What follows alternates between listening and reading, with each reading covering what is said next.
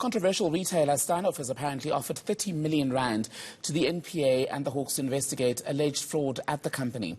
That is because the state does not have the funds to carry out the investigations. Steinhoff says it was approached to assist the state in order to probe the matter. For more on this then, let's bring in NPA spokesperson Sipho Ngwema, who's joining us by Skype this afternoon. Always good to speak to you, Sipho. So 30 million rand that is going to come, we're reading from Steinhoff, to help you and the Hawks investigate what was termed initially as accounting irregularities, aka fraud, at Steinhoff. Why was this the best option financially for you to continue with this matter? Good afternoon, Tim. Let me start by saying that the money that you are talking about goes towards the payment of PwC, who are the forensic investigators. They were appointed by Steinhoff, so there's no money that is coming directly to the state. And secondly, Steinhoff, they are complainants. They are the ones who laid the charges on this matter, but they brought us a report that was unfinished at the time. It was half the report, and we wanted a complete report. And in order for us to be able to make sure that we save time, and we don't have the capacity that most of the private forensic firms do have, so we rely on them. And if we had to go for another new one, it means that we were going to double or even more the time we're going to spend on the investigation. So issues of conflict do not arise. But secondly, the money doesn't come to the law enforcement agencies. It goes to the forensic investigators.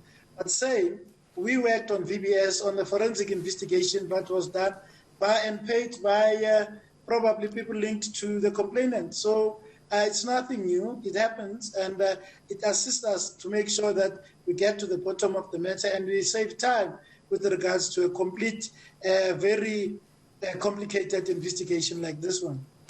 As you say, now you'd be relying on information unearthed by a PwC forensic investigation. PwC, of course, brought in by Steinhoff itself. How do you make sure then that what you receive from that investigation is not tainted in a pro-Steinhoff lens, if you will, because that is the concern, that if they are funding this, even if you're not getting the money directly, the outcome may favor them precisely because they are funding it? Yes, we must start, I think I must emphasize the fact that Steinhoff themselves are complainants. They are victims. You must remember the people who are linked to what had happened at Steinhoff left the company. There's a new board. This investigation was instituted by a new board.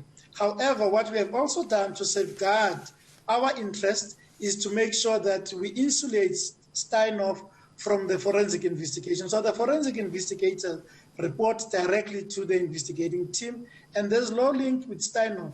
Of course, the interests are aligned because we all want to get to the bottom of the matter, and anyone who's involved in criminality, those people are arrested and prosecuted. I think that's what the shareholders of Steinhoff want. That's what the new board of Steinhoff want. That's what we want as law enforcement agencies. However, if it transpires that Steinhoff as a company itself is a suspect, our approach is going to change. But for now, they are insulated from the forensic investigation. All the reports come directly to the investigating team. When you say your approach would change, I'm wondering about how much room you'd have to make those changes and what they would be, given that you are in this precise position because you don't have the money to do this on your own. No, remember, the money is for forensic investigation. It's assisting in terms of what these guys would have done over 2 years. So if we were to start something completely and engage other forensic firms, they would have to deal with 5 countries and deal with what this PwC has done over 2 years already. But when it changed, you must remember I said to you, they are complainant. They are a complainant. They came and laid the charges to us as Steinhoff. And if that changes, then they will be suspect and they will be treated as such. That happened. We have seen a lot, particularly in murder cases, where you work with people thinking that they are victims or they are victims, their partners were killed by third parties. In the end, you find that, in fact, the people that are responsible are the people that we have been working with. They are suspects, and we arrest those people. But so it's nothing new. But do you appreciate then, Mr. Ngwema, how the issue of the Steinhoff funding, even if it's going to PwC, right, is likely to colour the outcome, whatever it is, in the eyes of some members of the public in a particular way? Do you have an appreciation for that problem? Look, I think we need to understand how companies are constituted. A company has got shareholders, they've got directors, and they've got workers, amongst many other things they do have. And the people that were in charge from a day-to-day running of the company at the time as directors are gone. And the company laid a criminal charge against, or on the matters that would have happened and against the people that were there at the time.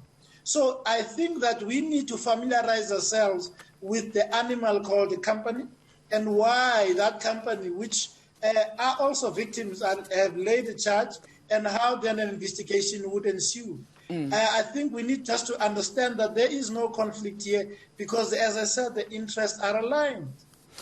The broader issue, I suppose, away from being Steinhoff specific, I recall a time, I think it was last year, towards the end of the year, when there was a lot of controversy and back and forth about a 9.5 million rand donation from Germany to the NPA, people saying, well, that also perhaps would open the NPA up to some sort of influence or interference. What conversations are going on at the National Prosecuting Authority at the moment about funding, donations, and this sort of arrangement that you're going into in this case? How comfortable are you with it?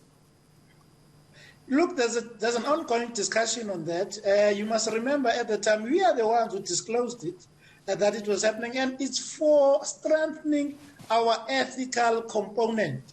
We are building an ethics component so that we do not fall victim of this. And this is money from government, the German government. So I don't know what is it that they may buy the National Prosecuting Authority for. You must remember, most of these first world countries have got funds that we can tap into to strengthen the kind of work that we want to do, particularly around issues of ethics, anti-corruption initiatives, and many others.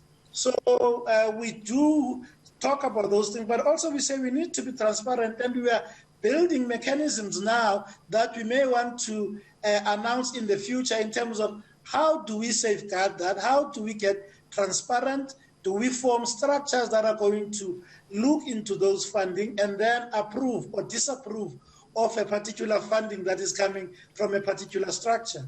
Sipho Ngwema, spokesperson for the National Prosecuting Authority. Good to speak to you. Thank you.